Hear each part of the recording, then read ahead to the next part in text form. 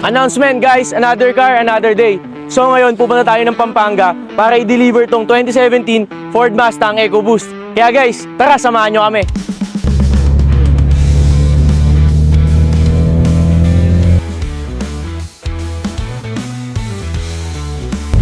Dito tayo guys, SMCT Clark, Pampanga. Let's go.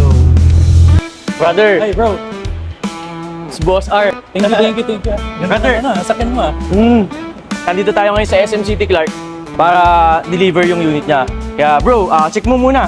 First, check natin body. Okay. Exterior nito brother, all stock to. Original paint yan. Yan, naka big brake kit na rin yan. Ito, naka Borla exhaust na yan bro. Tires nito brother, makapal pa naman siya. Siguro mga 80% pa to. Air intake na siya, aftermarket. Paano yung maintenance niya? And then exhaust niya, full exhaust na yan. Okay. Sa maintenance nito brother, change oil ka lang lagi. Ito, sobrang linaw pa niyan. Oo. Bagong-bago pa yung oil niya. And then ngayon, sound check naman natin.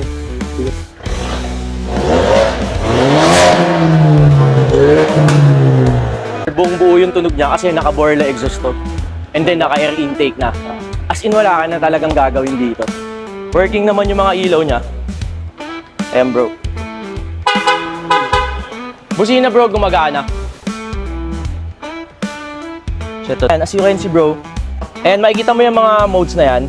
Normal, sports mode, track mode. Ayan bro. Normal mode, yan ang I suggest. Sports mode pag gusto mo matulin. Track mode pag gusto mo pagka-arera sa Clark, ganyan. Yun, dun mo siya magagamit. Demo ko na sa'yo lahat. Yes. And then everything working. Then ngayon, test drive naman tayo. Gusto mo? Okay. Actually, naka-normal mode pa lang tayo. Pagka in-sports mode mo yan, mas malakas pa siya humata.